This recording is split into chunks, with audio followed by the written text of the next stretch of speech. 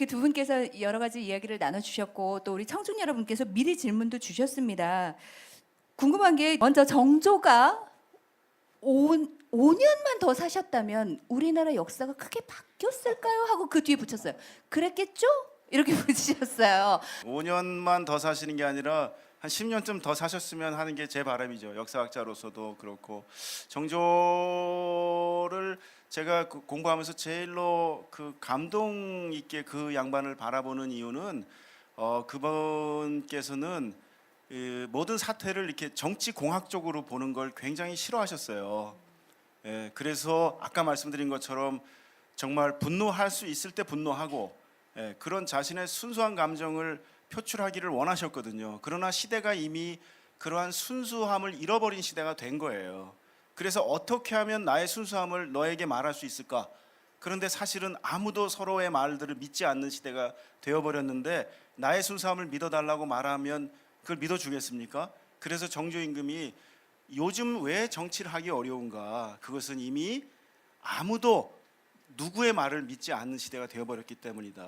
그래서 정조 임금이 조금 과격한 방법이긴 하지만 자신의 밑바닥에서 나오는 순수한 감정들을 표출하는 것을 굉장히 진심 어린 것으로 높이 평가하셨거든요. 그래서 이걸 매우 정치공학적으로만 계산해서 하는 거를 굉장히 싫어하셨는데 최근의 연구들에 의하면 마치 정조가 엄청난 마키아벨리인 것처럼 자신의 정치적인 적인 심한지라든지 이런 사람들하고 뒤에서 밀당하고 이런 식으로 연구들이 나오고 있는 대해서 저는 제가 바라본 정조의 감각을 가지고 그 연구자들한테 제가 얘기하고 싶은 게 있는데 정조를 조금 더 깊이 보면 물론 정치가이기 때문에 내 말을 믿어달라라고 하는 말을 항상 상대가 믿을 거라고 생각하지 않지만 진짜 믿을 수 있는 말들을 언제쯤 우리가 할 수 있을까?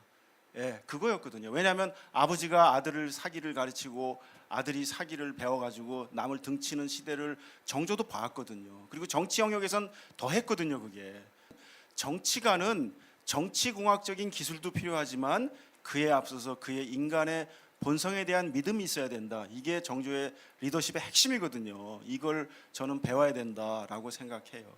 네, 정조의 뜻을 격화시키는 분이 계시다면 끌고 수원 화성을 한 바퀴 좀 돌면 될 것 같아요. 굉장히 따뜻함이 묻어나거든요, 정조에. 그래서 아마 정조를 더 이렇게 조금이라도 더 오래 사셨기를 이제 바라는 분들은 이제 그 정조 사후에 그 순조가 왕에 오를 때 나이가 11살이거든요.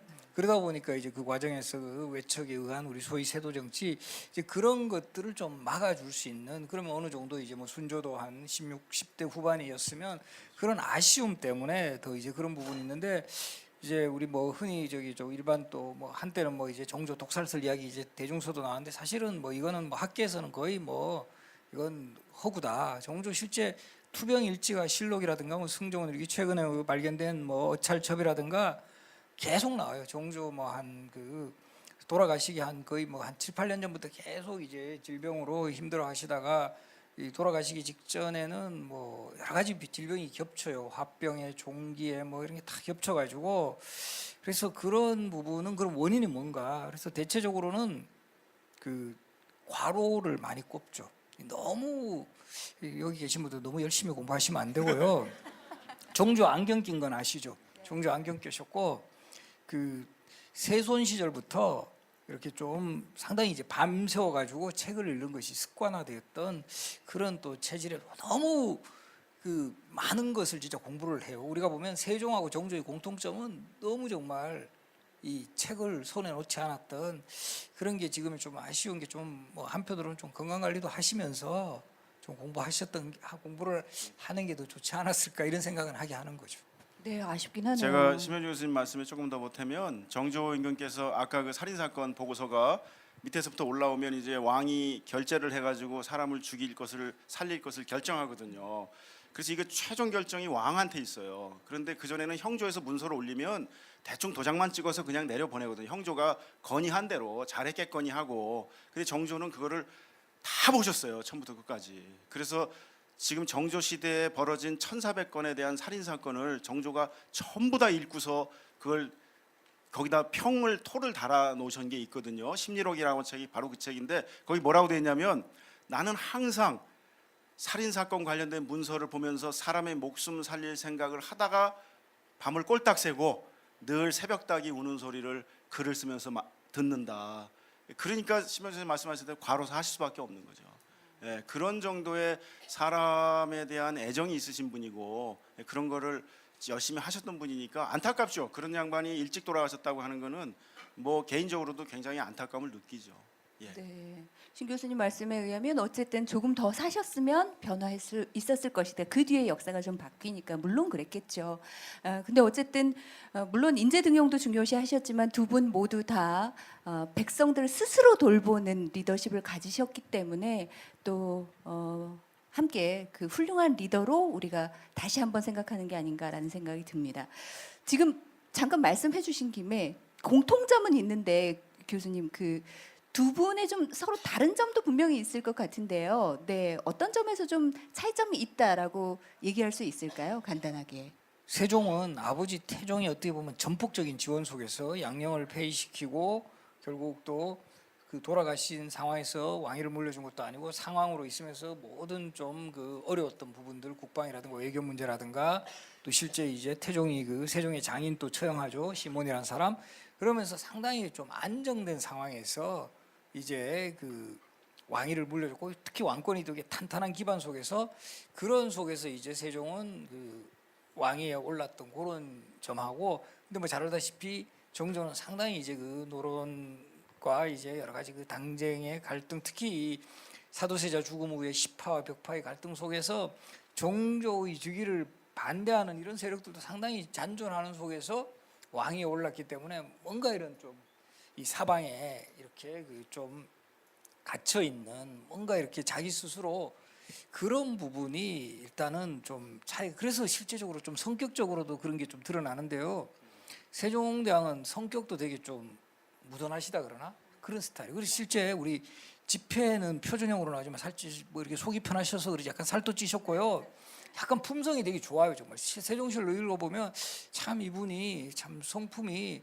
근데 사실 정조는 좀 그런 부분도 있었고 했지만 또 아까도 말했듯이 조금은 이제 좀 다혈질적인 그런 좀 성향도 있었고 그리고 실제 실록 같은 데 보면 신하들도 정조는 면전에서 막 나무라고 이런 대목도 많이 나오는데 이 세종은 좀 참죠. 네, 성격적으로 또 차이가 있고 그리고 교수님께서도 예. 신 교수님 말씀하신 게 뭐 거의 다 말씀하셔서 특히 이제 정조가 뭐 다혈질이었다는 거는 뭐 잘 알려져 있고 그 다혈질이었다는 것의 그 이유가 아까 말씀드린 것처럼 임금님 앞에서 정치공학적으로 얘기를 하기 때문에 화를 내신 거거든요. 내가 이렇게 얘기하면은 저 양반이 좋아할까? 그 다음에 내가 그 다음엔 어떻게 말을 할까? 매사 이런 식으로 자기 앞에 와서 얘기를 한다는 거예요, 신하들이. 그러니까 내가 언제 너희들하고 흉금을 터놓고 이야기할 수 있겠느냐? 정치적 현안에 대해서 제발 좀 진정성 있게 얘기해라. 근데 그게 안 되는 거예요. 그 정치 상황이. 그것 때문에 너무 화가 나셨고 이 양반이 그것 때문에 속을 끓다가 이제 그렇게 뭐 일찍 돌아가셨는데 그런 거에 비하면 세종은 훨씬 더 그런 면에서는 정치적 상황이 정조 때보다는 나으셨죠. 이제 그런 면에서 정조 임금은 훨씬 더 어려운 정치적 현황을 돌파하셨어야 되기 때문에 뭐 정치가로서는 훨씬 어려운 시대를 사신 거죠. 사셨고 그거를 돌파할 수 있는 능력도 제가 보기에는 있으셨다고 생각이 드는데 뭐 건강이 뭐 잘 안 받쳐주신 거죠. 이제 네. 50이면 조선 시대로 봐도 좀 일찍 돌아가신 거거든요. 그렇죠. 조선 시대 때도 좀 살아나시면은 6, 70까지 사시거든요. 근데 이 양반이 제가 보면 50에 돌아가신 건 좀 너무 일찍 돌아가셨죠. 예. 그러네요. 네. 물론 어려운 상황 속에서 또 다른 상황 속에서 좀 다른 성격이 나오긴 했지만 백성을 어여삐 여기는 애민 정신으로 리더십을 발휘한 건 공통점으로 볼 수 있을 것 같습니다. 이번에는 다른 질문 드릴게요. 신 교수님께 세종대왕님께서는 애민정신의 일환으로 문화, 과학, 경제 사업까지 하신 걸로 알고 있습니다. 그렇다면 세종대왕 애민정신의 원동력은 무엇이었는지 궁금합니다라는 질문을 주셨어요. 현장에서. 기본적으로 조선이라는 왕은 출범할 때부터 성리학에서 가지는 가장 큰 가치 중에 하나가 이제 민본 사상이죠. 그리고 우리가 뭐 예전에 그 드라마도 나왔지만 그 정도전이 조선 건국했을 때 가장 이제 모토로 삼았던 게 그 민본, 백성은 곧 하늘이다. 그런 것이 제왕들에게도 다 각인이 되어 있어요. 그래서 이런 정치를 할 때 기본적으로 백성들의 도움이 되는. 그래서 뭐 예를 들어 가지고 우리가 궁궐 이름 같은 데서도 근정정 같은 근자도 부지런할 근자거든요. 이 부지런하다는 게 뭐냐면 항상 왕이 백성을 살피며 부지런하라. 이런 것이 이런 사람들한테는 그냥 이념화가 돼 있는 거예요. 그래서 뭘 할 때마다 이렇게 하면 우리 뭐 백성들에게 얼마 도움이 될까? 이거 하면 우리 백성들이 좀 더 잘 살 수 있을까? 그러니까 그런 고민을 해도 이게 완전히 실천하는 인물이 쉽지가 않은데 이 대단한 사람이 그래서 그럼 백성을 위한 길은 뭔가 이 백성들 문자를 모른다. 그럼 내가 문자를 진짜 우리 쉽게 뭐 그냥 생각해도 우리 그냥 웬만한 거 그냥 발명하기도 진짜 힘들지 않아요? 근데 이게 문자를 발명한다는 게 그거를 그때 목표가 뭐였죠? 백성을 훈민적 의미잖아요. 백성을 가르치는 바른 소리. 이 백성을 그런 것은 그 시대의 어떤 성리학이라는 이념 자체, 그 조선이라는 우리 흔히 유교라고도 하는데 거기에 있는 민본 사상 그게 왕의 머릿속에는 항상 뭐 요즘 표현을 하면 일어나서 그냥 잘 때까지 계속 그게 머릿속에 그걸 계속 구상을 해나간다라는 거죠. 그런 것이 결국 그 시대 정신에 아주 가장 충실하게 맞춘 그런 그 분이다 이렇게 볼 수 있는 거죠. 네. 아무리 생각해도 정말 그때 왕정 시대에서 모든 권력을 쥐고 있는 왕인데 어떻게 우리 그 평민들을 백성들을 노비까지 살필 수 있었을까 참 대단한 분이다 이런 생각을 다시 한번 해보게 됩니다. 우리가 몰랐던 이야기들 아까 그 시체를 닦는 비룬물에서 비누가 나왔다는 거 저는 처음 알았거든요. 언어를 하고 있는데도 불구하고 비룬물부터 그리고 세종대왕의 또 정조의 리더십과 품성까지 함께 얘기를 듣는 좋은 시간이 아니었나 싶습니다. 조선의 리더십 새로운 과학의 시대를 열다라는 주제로 함께 했는데요. 여러분 신병주 교수님과 김호 교수님께 다시 한번 큰 박수 부탁드리겠습니다.